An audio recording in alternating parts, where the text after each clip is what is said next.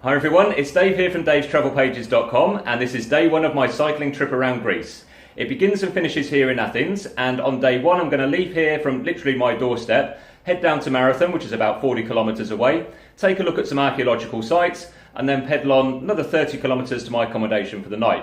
If you're interested in checking out the entire route, then have a look at one of my previous videos, which I'll link below as well. For now though, I'll give you some clips from the road and some commentary. I will see you in a bit. Cheers!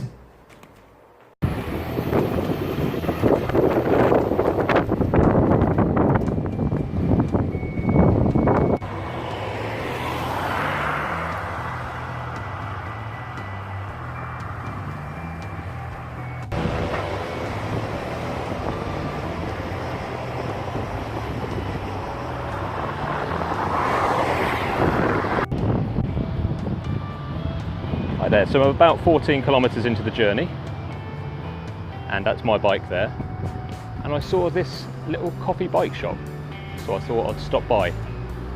And actually this route that I've just taken is quite a popular cycling route, and it goes down from Athens to Marathon, and this cafe place will be at about the halfway point, I guess.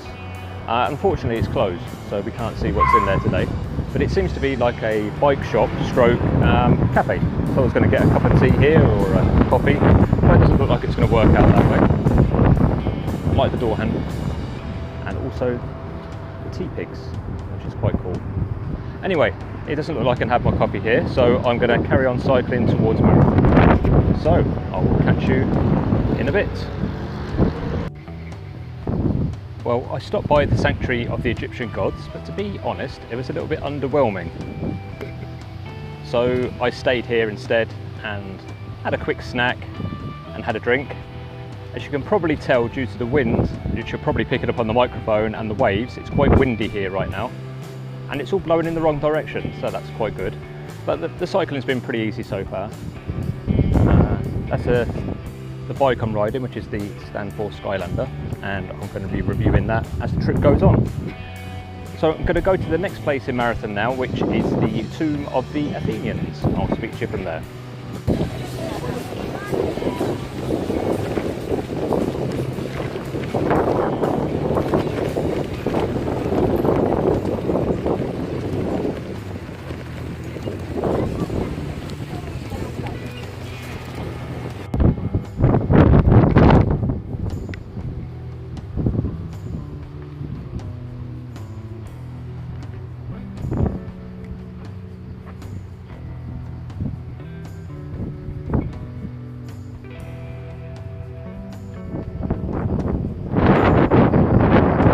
Just make out a mound there, and that is the tumulus, or the tomb of the Athenian warriors.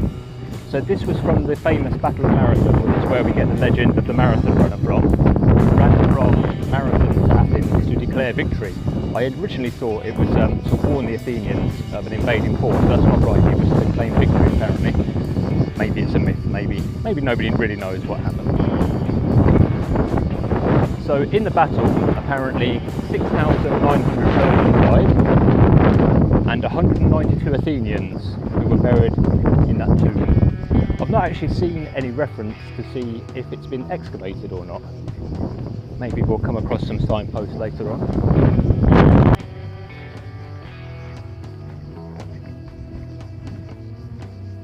Lots of olive trees around here. What an olive looks like when it's growing on a tree. I'm not sure if you can make out, but the leaves have two different coloured sides as well. And there's a tomb in the background still. Obviously we're not allowed to climb all over the tomb because it's extremely disrespectful. But it's quite a nice, pleasant place actually. There's a road over there, but not much traffic.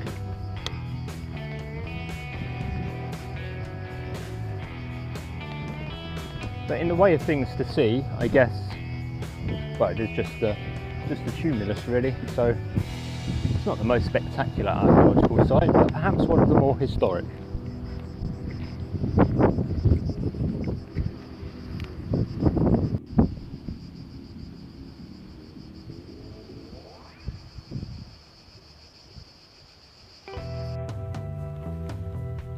inside the Archaeological Museum of Marathon, which I have to say is probably one of the least accessible museums in Greece.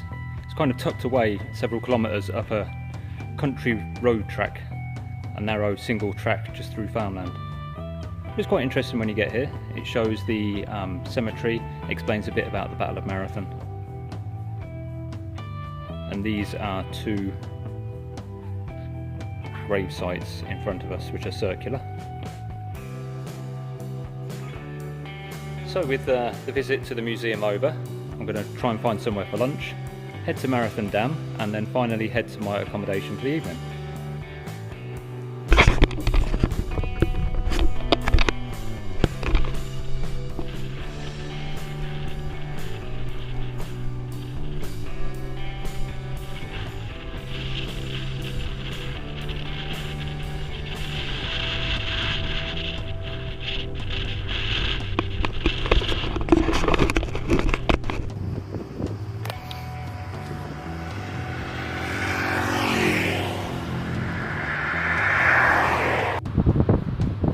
I've just climbed up some of the hills from Marathon coming towards Marathon Dam, and I'm not sure if you can see in the background. I'm going to try and point my finger there. Well, it's a distance away, but anyway, I think just over there is the sea. I've got a few more hills to go. As you can tell by the direction of the grass, it's also a little bit windy, and so it's more challenging than I'd first allowed for, but still it's beautiful all the same.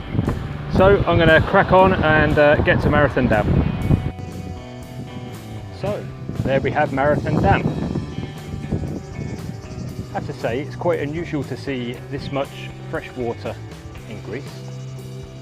I think this is one of the largest freshwater areas I've seen in Greece.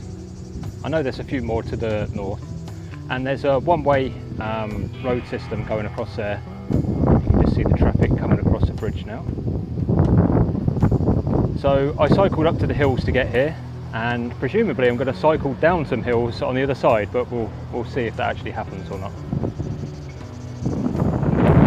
There was a little cafe behind me there as well. I've decided not to stay and to press on.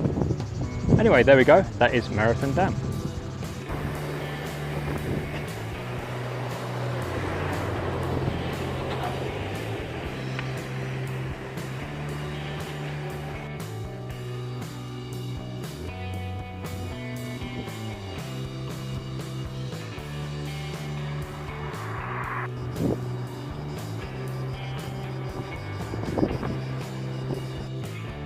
So then, that's the end of the first day's ride, and I'll show you around my room that I'm staying in whilst I'm talking. The ride was about 70 kilometres today, and there was a total elevation gain of 1,200 metres.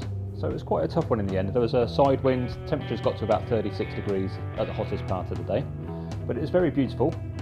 I think passing over the dam was a highlight of the day, because it was, it just looked very nice, all that sort of open fresh water. Let's take you out onto the balcony.